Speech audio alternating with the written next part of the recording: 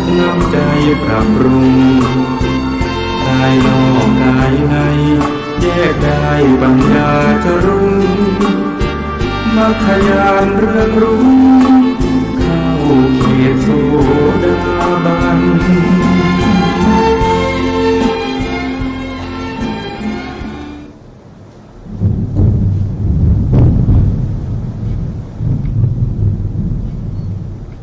พุทธัง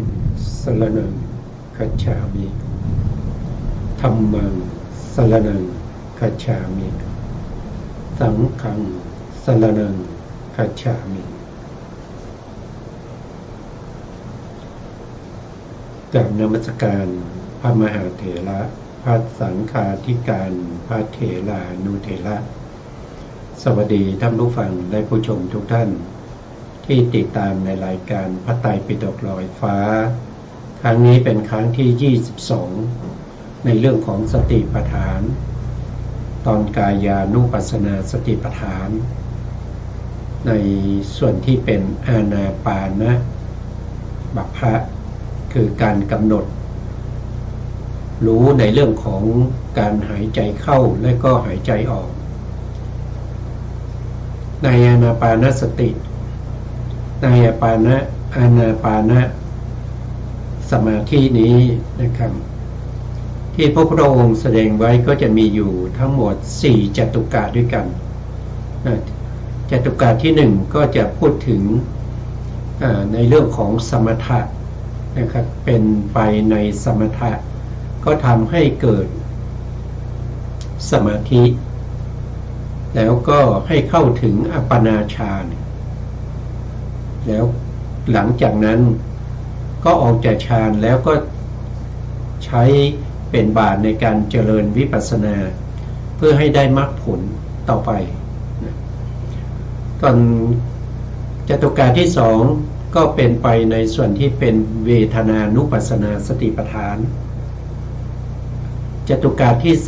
3ก็เป็นไปในเรื่องของจิตตานุปัสสนาสติปัฏฐานจตุกะที่4ก็เป็นไปในส่วนที่เป็นธรรมานุปัสสนาสติปัฏฐานทั้งจตุกะที่2ที่3แล้วก็ที่4นี้จัดเป็นประเภทที่เป็นวิปัสสนาโดยตรงเป็นวิปัสสนาโดยตรงครั้งที่แล้วเราก็นำเอาวิสุทธิมรรคนะครับมานำเสนอนะครับช่วงนี้เราก็ใช้วิสุทธิมรรคเป็นหลักในการศึกษาในเรื่องของอานาปานสติครั้งที่แล้วเราถึงตรงไหนนะเราไปดูรายละเอียดกันนะครับรายละเอียด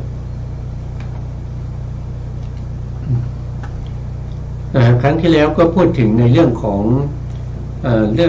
งสัพพกายะปฏิสังเวทีก็คือท่านจะพูดถึงในเรื่องของกองลมทั้งปวงนะครับให้กำหนดรู้กองลมทั้งปวง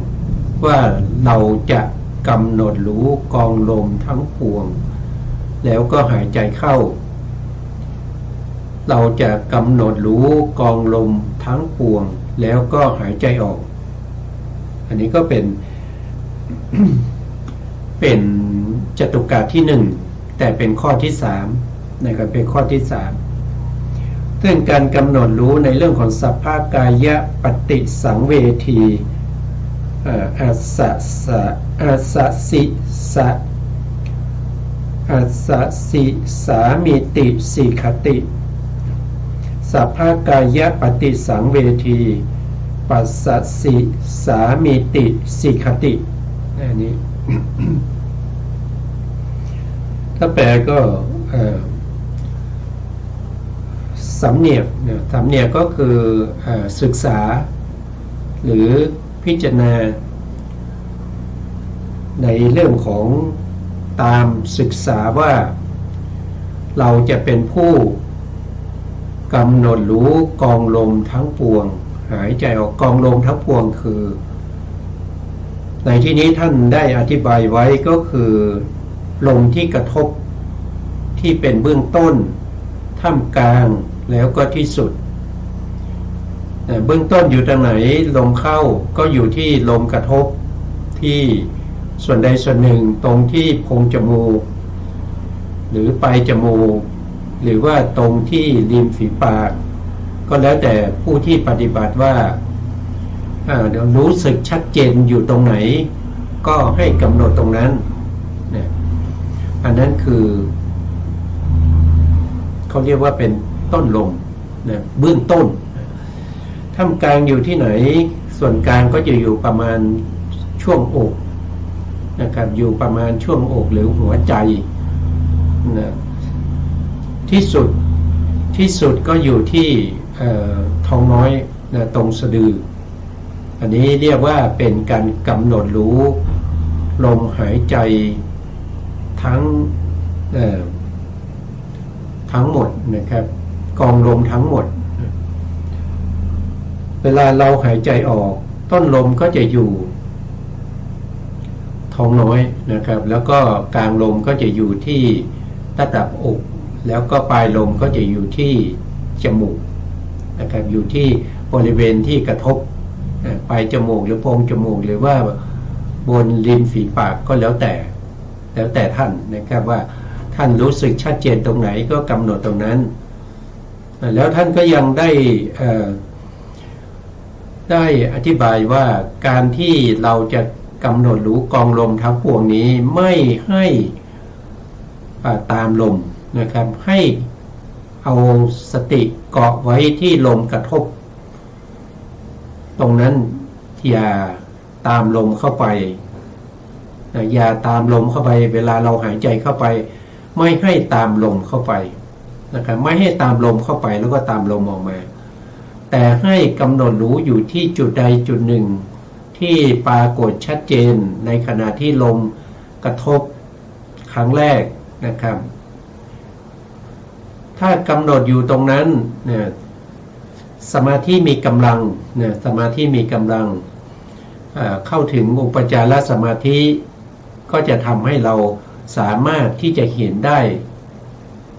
ทั้งหมดของลมนะครับไม่ว่าจะเป็นต้นลมกลางลมหรือปลายลมท่านก็อธิบาย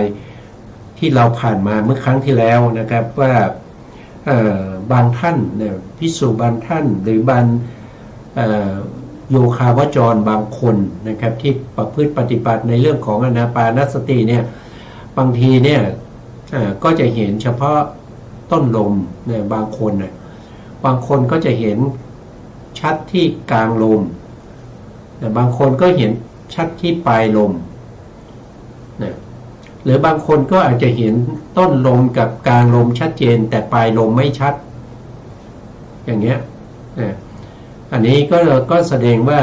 สมาธิยังมีกำลังไม่เพียงพอนะครับเพราะฉะนั้นท่านให้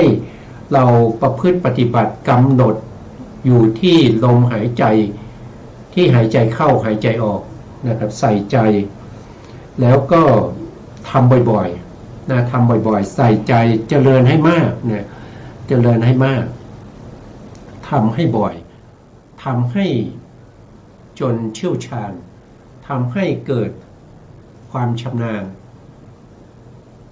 ก็จะสามารถที่จะเห็นกองลมทั้งปวงได้นะกองลมทั้งปวงสัพพกายปฏิสังเวทีอัสสสิสามิติสิกขติสัพพกายปฏิสังเวทีปัสสสิสามิติสิกขติคือจะเห็นทั้งขาลมเข้าแล้วก็ลมออกจะเห็นกองลมทั้งปวงนะครับให้ทำอย่างนี้นะให้ทำอย่างนี้นะตอนที่เราปฏิบัติครั้งแรกเนี่ยเราเพียงแต่ให้กำหนดรู้กองลมโทษทีให้กำหนดรู้ลมที่เราหายใจเข้ายาวก็รู้ชัดว่าเราหายใจเข้ายาวเราหายใจออกยาวก็รู้ชัดว่าเราหายใจออกยาวก็ให้รู้แค่นั้นนะให้รู้ส่วนนั้นนะแล้วเวลาเรากำหนดก็เช่นกันก็คือหมายถึงว่าเวลาลมกระทบเราก็ ตั้งสติไว้ณจุดที่ลมกระทบไม่ได้ตามเข้าไปนะครับแต่ที่รู้ว่าลมหายใจเข้ายาวก็เพราะว่าลมกระทบที่เรากำหนดนั้นนะครับที่ปลายจมูกนั้นนะเป็นระยะเวลานานก็ถือว่าลมหายใจเข้ายาวถ้าเวลาลมออกก็กระทบที่ปลายจมูกนะครับเป็นระยะเวลานานก็เรียกว่าลมหายใจออกยาวถ้าลมหายใจเข้าสั้นก็กระทบนิดหน่อยหรือว่ากระทบแค่นิดเดียวเป็นระยะเวลาเล็กน้อยนะอันนั้นก็เรียกว่าเป็นลมหายใจเข้าสั้นเวลาหายใจออกกระทบนิดเดียวนะนิดหน่อยหรือเวลาน้อยนั่นก็แสดงว่าเราหายใจออกสั้นอันนี้ครั้งที่แล้วก็ได้อธิบายไปว่าเวลาเราหายใจเข้าเนี่ยสตินี่เป็นตัวที่กำหนดลึกรู้ถึงลมหายใจกระทบกับกายประสาทหน้าจุดใดจุดหนึ่งปลายจมูกหรือที่ไหนก็ตามที่เราเห็นว่าชัดเจนแต่ตัวปัญญาเป็นตัวที่เข้าไปรู้เข้าไปรู้ว่าลมหายใจเข้ายาวหรือลมหายใจออกยาวหรือว่าลมหายใจเข้าสั้นหรือว่าลมหายใจออกสั้นครั้งที่แล้วเราได้พูดไปอย่างนี้นะครับเพราะว่าในคัมภีร์ท่านพูดไว้อย่างนี้นะทีนี้เราก็มาต่อครั้งที่แล้วนะครับครั้งที่แล้วเนี่ยเราพูดถึงในเรื่องของสิกขตินะสิกขติเนี่ยก็คือหมายถึงศึกษานะครับสิกขติก็ศึกษาในอะไรนะสิกขติเนี่ยคือการศึกษาเนี่ยก็คือศึกษาในเรื่องของศีลนะศึกษาในเรื่องของศีลที่เราศึกษานั้นเป็นศีลที่ไม่ใช่เป็นศีลธรรมดานะคำว่าศึกษาตรงนี้นะจริงๆแล้วก็คือปฏิบัตินั่นเองนะครับปฏิบัตินั่นเองนะครับต้องรักษาศีลนะครับศีลที่จะเป็นบาตรของการเจริญสมถะให้ได้ปฐมฌานหรือว่าศีลที่จะไปรองรับวิปัสสนาให้ได้มรรคให้ได้ผลนั่นเรียกว่าเป็นศีลสิกขาอันนั้นก็คือศึกษาศึกษาคือการที่เรามาปฏิบัติอานาปานสติเนี่ยเราได้ศึกษาเกี่ยวกับเรื่องของศีลในปริยัติมาแล้วนะว่าเรารู้แล้วว่าศีลคืออะไรนะศีลคืออะไรศีลมีเท่าไหร่นะอะไรชื่อว่าศีลนะครับนะเจตนาชื่อว่าศีลเจตสิกชื่อว่าศีลสังวรชื่อว่าศีลอวิติกมะชื่อว่าศีลคือความไม่ก้าวล่วงข้อบัญญัติที่พระพุทธองค์ได้บัญญัติไว้อันนั้นเรียกว่าศีลแต่ศีลธรรมดาที่เรารักษาไม่ว่าจะเป็นศีล5ศีล8หรือของพระภิกษุ227ของสามเณรศีล10ของบาโสบาสิกาศีล8อะไรพวกนี้ถ้าเราไม่น้อมศีลนั้นไปเพื่อเจริญวิปัสสนาหรือว่าเจริญสมาธิสมถะเนี่ยศีลนั้นก็เป็นศีลธรรมดานะครับไม่ได้เข้าถึงอาทิศีลอาทิศีลเนี่ยก็คือจะต้องเป็นศีลที่น้อมไปเพื่อเป็นที่รองรับคุณธรรมชั้นสูงคือสมถะและก็วิปัสสนาจนถึงมรรคผลนิพพานนะครับเข้าไปในองค์มรรคก็มีศีลเนี่ยสัมมาวาจาสัมมากัมมันตะสัมมาอาชีวะก็เป็นองค์ศีลในมรรคนั่นลักษณะนั้นก็เรียกว่าเป็นอาทิศีลอาทิสิกขานะครับศีลสิกขาก็คืออาทิศีลนั่นเองในบรรดา3อย่างนะ3อย่างก็คือมีศีลมีสมาธิแล้วก็มีสมาธินี่ก็คือจิตตะนั่นเองนะแล้วก็ปัญญา นะครับจิตตะเนี่ยตรงจิตตะเนี่ยจิตตะคือสมาธิที่จะรองรับที่จะเป็นบาตให้ได้อัปปนาฌานให้ได้ฌานแล้วก็ให้ได้วิปัสสนาญาณให้ได้มรรคให้ได้ผลอันนั้นจะเป็นอุปจารสมาธินะครับอุปจารสมาธิก็คือสมาธิที่ใกล้ต่อการได้ฌานนะหรือถ้าเป็นอาทิจิตตสิกขาที่จะไปเจริญวิปัสสนาแล้วก็ให้ได้มรรคผลก็จะเป็นอัปปนานะครับเป็นอัปปนาเนี่ยเป็นบาตเนี่ยเป็นบาตคือเข้าอัปปนาก่อนนะครับตอนแรกเนี่ยเราทำอานาปานสติเนี่ยเราก็มุ่งหมายที่จะให้ได้มาซึ่งฌานให้ได้มาซึ่งฌานเมื่อเราได้ฌานได้ปฐมฌานหรือทุติยฌานฌานใดฌานหนึ่งแล้วเราออกจากฌานนะครับแล้วก็เจริญวิปัสสนาเพราะฉะนั้นอัปปนาฌานที่เราออกมาใหม่ๆนั้นนะเป็นบาตให้เราเจริญวิปัสสนาเพราะฉะนั้นสมาธินั้นเราก็จะเรียกว่าเป็นอาทิจิตตสิกขาอาทิจิตตสิกขาเพราะเป็นสมาธิที่รองรับวิปัสสนารองรับมรรคผลนิพพานต่อไปแต่ถ้าเราทำสมาธินะเพราะสมาธิหรือสมถะนี่มีมาก่อนพระพุทธศาสนาอีกนะพวกที่เป็นฤาษีนะครับพวกที่เป็นผู้ที่ทำฌานนะครับนอกพระพุทธศาสนาก่อนพระพุทธศาสนาจะอุบัติขึ้นนะครับท่านก็ได้ฌานบางท่านก็จะได้อภิญญา5นะได้อภิญญา5เป็นโลกิยะอภิญญานะแต่สมาธิเหล่านั้นนะครับฌานเหล่านั้นไม่ได้เป็นบาตในการจะให้ได้วิปัสสนาไม่ได้เป็นบาตที่จะให้ได้มรรคให้ได้ผล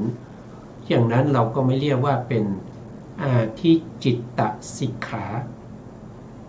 เพราะมันก็เป็นธรรมดาเป็นฝ่ายโลกิยะนะเป็นฝ่ายโลกิยะ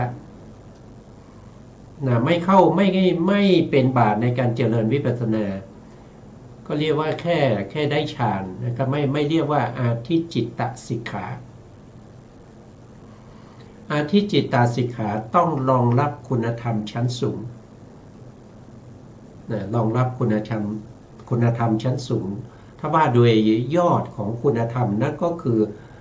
อรหันตมรรคอรหันตผลนะปัญญาของภิกษุผู้เป็นอย่างนั้นอันใดปัญญานั้นก็จัดว่าเป็นอาทิปัญญานะครับเป็นอาทิปัญญาก็เป็นอาทิปัญญาปัญญานี้นะครับก็เป็นปัญญาที่คือปัญญาก็มีหลายระดับใช่ไหมครับปัญญาในมหากุศลอย่างเงี้ยแล้วก็ช่วงที่เป็นคณิกะสมาธิอย่างเนี้ยหรือว่าในช่วงที่เป็นอุปจารสมาธิหรือว่าในช่วงที่เป็นอัปปนานะครับพวกนั้นก็ประกอบด้วยปัญญานะครับถ้าไม่มีปัญญาก็เข้าฌานไม่ได้นะไม่มีปัญญาก็เข้าฌานไม่ได้เพราะฌานนี้ผู้ที่จะเข้าได้จะต้องมีปัญญาด้วยนะครับจะต้องมีปัญญาด้วยแต่บุคคลที่เป็นนอกพระพุทธศาสนานี้เขาไม่รู้นะเขาไม่รู้ในเรื่องของวิปัสสนานะครับเพราะว่าในสมัยที่พระพุทธเจ้าไม่ได้อุบัติขึ้นมาเนี่ยเขาก็เจริญสมาธิอยู่แล้วในสมาธิของเขาเนี่ยก็ประกอบด้วยปัญญาอยู่แต่ปัญญาของเขาเนี่ยไม่ได้เป็นบาตในการที่จะเจริญวิปัสสนาก็เป็นสมาธิธรรมดาทั่วไปนะไม่ใช่เป็นอาทิจิตนะอาทิจิตตสิกขาต่อไปท่านบอกว่า หล รวมความสิกขาสามเหล่านี้พระโยคาวจรย่อมศึกษาย่อมเสพย่อมเจริญย่อมเป็นย่อมทำให้มากด้วยสตินั้นด้วยมนสิการนั้นในอารมณ์นะครับก็คือผู้ที่หวังความเจริญก้าวหน้าก็ต้องทำมากๆนะต้องมีความเพียรนะมีความพยายามนะครับถ้าเราพูดถึงในเรื่องของฌานเนี่ยถ้าเราดูจากวิถีจิตเนี่ยการที่เราได้ฌานครั้งแรกเนี่ยเขาเรียกว่าเป็นวิถีที่เป็นปาทกะเนี่ยปาทกะฌานนะวิถีก็คือวิถีที่ได้ฌานเป็นครั้งแรกนะจะมีฌานจิตนะไม่ใช่มรรคฌานจิตเกิดขึ้นเพียงครั้งเดียวแล้วก็ลงสู่ภวังค์ถ้าเราไม่ทำให้มากๆไม่ให้ฌานจิตนั้นเกิดขึ้นติดต่อกันบ่อยๆเนี่ยฌานนั้นก็จะเสื่อมนะครับฌานนั้นก็จะเสื่อมหายพอฌานเสื่อมหายเราก็ต้องมาปฏิบัติใหม่เพื่อให้ได้ฌานขึ้นมาอีกเพราะฉะนั้นต้องมีการทำบ่อยๆมีการทำให้มากเจริญให้มากย่อมศึกษาแล้วก็คุกคีเหมือนกับนักกีฬานะครับเหมือนกับนักกีฬาต้องมีการซ้อมถ้าไม่ซ้อมเนี่ยไปแข่งขันมันก็ไม่สามารถที่จะได้แชมป์นะก็เป็นแค่ตัวประกอบนะครับเพราะว่าเราต้องไม่อ่อนในการซ้อมต้องทำบ่อยๆต้องทำให้เจริญนะครับอธิปัญญาถึงจะแก่กล้านะครับอธิปัญญาในตอนแรกก็จะเป็นปัญญาในเขาเรียกว่าเป็นปัญญาที่เป็นปัญญาในฌานเป็นปัญญาในอุปจารสมาธินะครับที่จะเป็นบาตให้เกิดวิปัสสนาญาณก็ต้องทำให้มากๆนะต้องทำบ่อยๆทำให้มากให้มันมีเจริญขึ้นไปเรื่อยๆนี่ก็เป็นเรื่องของ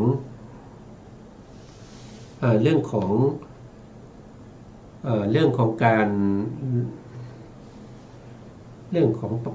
สิกขานะครับเรื่องของสิกขาปัญญาตรงนี้เนี่ยปัญญาตรงนี้ท่านก็บอกว่าปัญญาตรงนี้ที่จัดเป็นอธิปัญญาสิกขาเนี่ยก็จะต้องรู้ในเรื่องอะไรนะครับก็รู้เพราะว่าหัวข้อนี้เป็นหัวข้อในเรื่องของเบื้องต้นท่ามกลางแล้วก็ที่สุดปัญญาที่ปฏิบัติตรงนี้ก็คือจะต้องเป็นปัญญาที่รู้ลมหายใจเข้าออกทั้งปวงนะครับก็คือต้นลมกลางลมแล้วก็ปลายลมต้องรู้ปัญญาเจตสแล้วก็สติเห็นไหมสติปัญญาสมาธิเขาเกิดในจิตดวงเดียวกันนะครับตอนแรกๆที่เป็นอุปจารสมาธินั้นก็จะต้องเป็นมหากุศลที่ประกอบด้วยปัญญานะครับปัญญาตรงนั้นเขาจะทำงานร่วมกันกับสตินะครับตัวสติเป็นตัวที่ระลึกรู้ถึงตรงที่กระทบแต่ตัวปัญญาเป็นตัวที่เห็นอะไรเห็นต้นลมเห็นกลางลมแล้วก็เห็นปลายลมช่วงนี้เป็นอุปจารสมาธิต้องเป็นอุปจารสมาธิถึงจะเรียกว่าเป็นอาธิปัญญาสิกขาบางท่านจะสงสัยในเรื่องของครั้งที่แล้วเนี่ยเราได้พูดถึงว่าปัญญาก็เกิดขึ้นในข้อที่1แล้วก็ข้อที่2ในเรื่องของตามเห็นลมหายใจเข้ายาวก็รู้ชัดว่าเราหายใจเข้ายาวลมหายใจออกยาวก็รู้ชัดว่าเราหายใจออกยาวเราหายใจเข้าสั้นก็รู้ชัดว่าเราหายใจเข้าสั้นเราหายใจออกสั้นก็รู้ชัดว่าเราหายใจออกสั้นตรงนั้นก็มีปัญญาครับและตรงนี้ก็เป็นปัญญาเหมือนกัน ท่านบอกว่านะครับตรงที่ข้อที่ 1ข้อที่ 2ที่รู้ลมเข้าลมออกว่ายาวว่าสั้นนั้นนั่นเป็นปัญญาที่รู้ได้โดยทั่วไปท่านบอกอย่างนั้นนะก็คือหมายถึงว่ารู้ได้โดยไม่ยากรู้ได้โดยไม่ยากรู้ลมเข้ายาวลมออกยาวมันไม่ยากท่านบอกไม่ยากเพราะฉะนั้นปัญญาตรงนั้นเป็นปัญญาธรรมดานะแต่ปัญญาที่เป็นอาทิปัญญาสิกขาเนี่ยจะต้องเป็นในข้อที่ตั้งแต่ข้อที่3นะข้อที่3ก็คือเนี่ยสัพพกายปฏิสังเวทีอัสสสิสามีติเนี่ยสัพพกายปฏิสังเวทีปัสสสิสามีติสิกขติคือตรงนี้ต้องเป็นตรงนี้นะถึงจะเป็นปัญญาในอุปจารสมาธินะที่มีกำลัง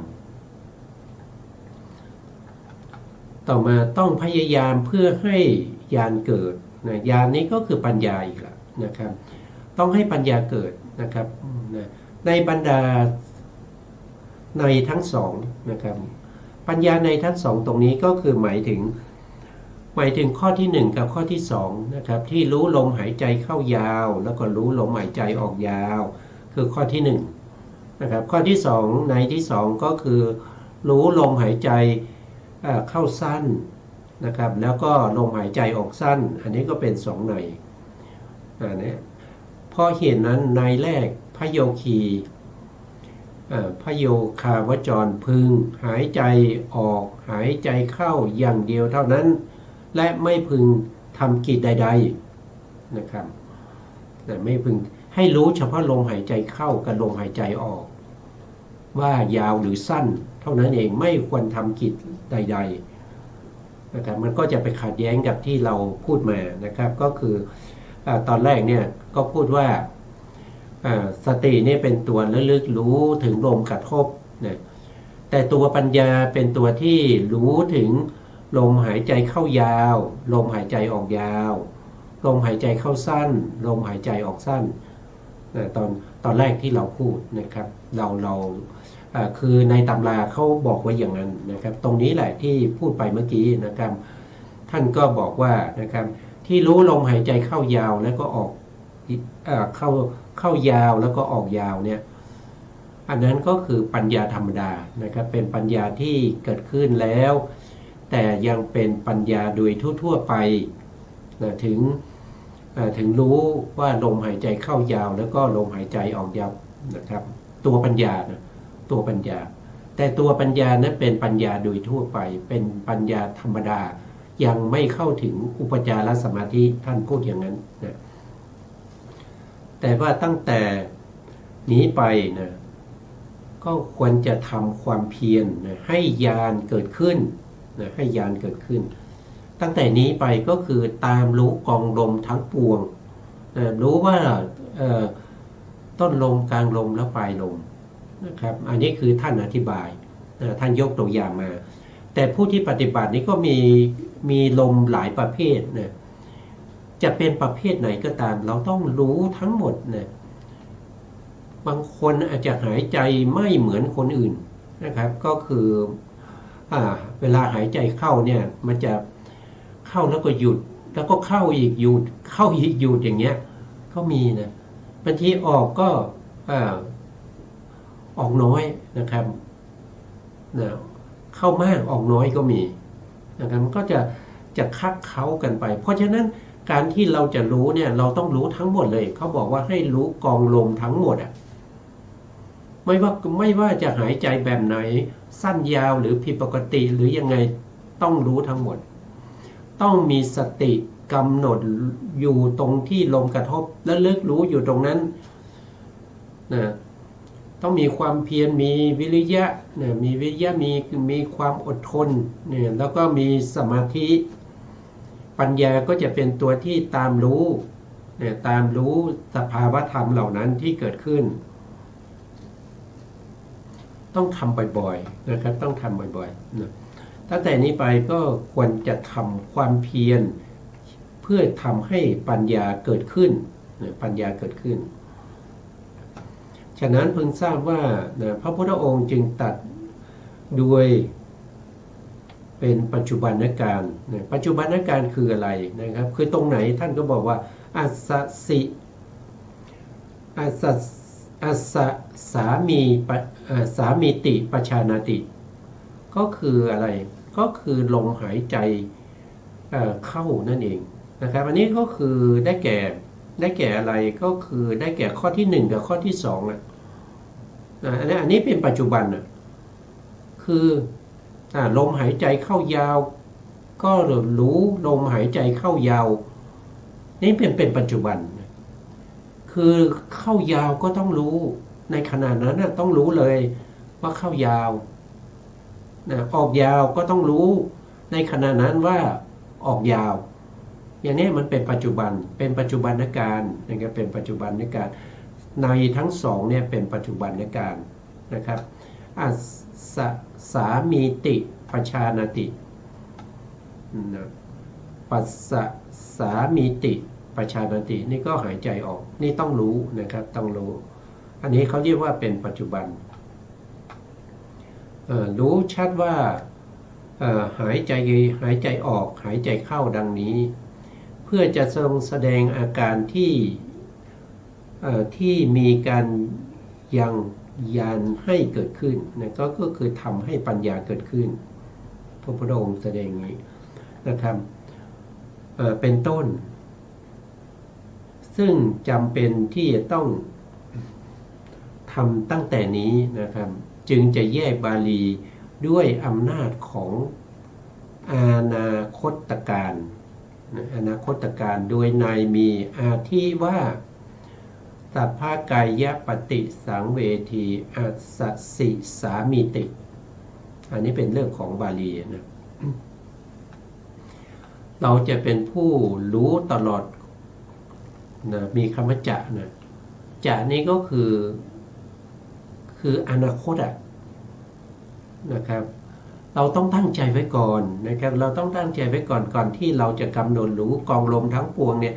เราต้องตั้งใจไว้ก่อนว่าเราจะเป็นผู้ตามรู้กองลมทั้งปวง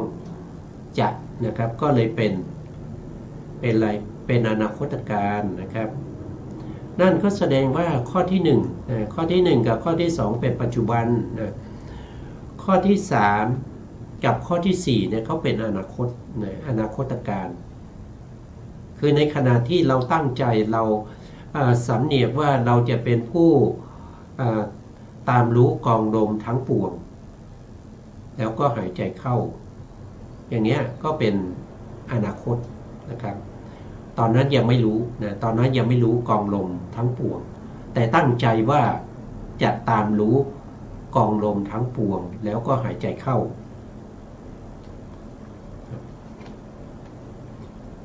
ต่อไป อธิบายปสัมภยัง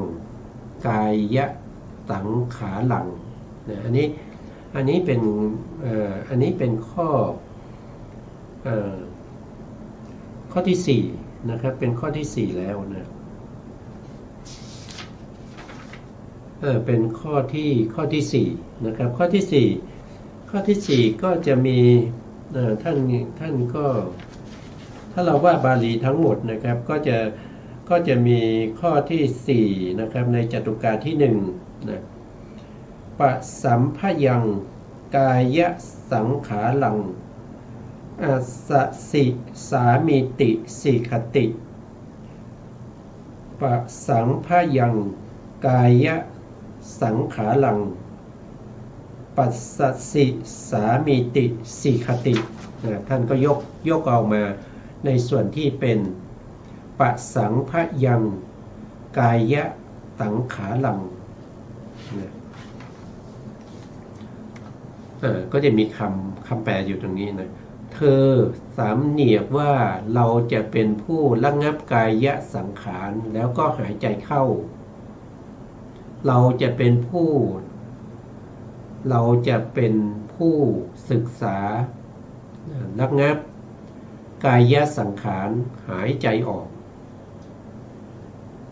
นี่ก็เป็นข้อที่4 ระงับกายสังขารก็คือการทำให้ลมหายใจเนี่ยละเอียดขึ้นนะละเอียดขึ้นนะครับ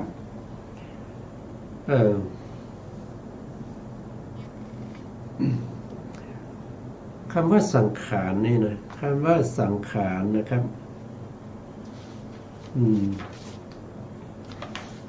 ว่าโดยสังขารนี่ก็มีด้วยกันหลายอย่างนะครับมีด้วยกันหลายอย่างนะสังขารเนี่ยนะครับแต่ถ้าว่าโดยทวารก็มีใช่ไหมครับก็มีกายทวารนะวจีทวารมโนทวารนะนี่ก็เป็นสังขารเหมือนกันนะครับเขาเรียกว่าเป็นสังขาร3เช่นกายสังขารวจีสังขารจิตตสังขารอย่างเงี้ยหรือว่าเป็นทวารนะครับหรือว่าเป็นทวารแล้วก็มีกรรมทวารก็จะมีวจีวิญญัตวจีวิญญัตนะกายวิญญัตอย่างเงี้ยอันนี้ก็เป็นกรรมทวารก็มีหลายอย่างนะก็มีหลายอย่างแต่ในที่นี้เนี่ยหมายถึงการทำให้ลมหายใจเนี่ยมันละเอียดขึ้นนะครับทำให้มันละเอียดขึ้นนะครับจากลมอาสาสะปัสสาสะเนี่ยที่มันหยาบๆเนี่ยให้ละเอียดขึ้นนะครับย่อมสำเนียกว่าเราจะเป็นผู้ระงับกายสังขารหายใจเข้าเราจะเป็นผู้ระงับกายสังขารแล้วหายใจออกความว่าเธอย่อมสำเนียกว่าเมื่อเราทำกายสังขารที่หยาบให้สงบ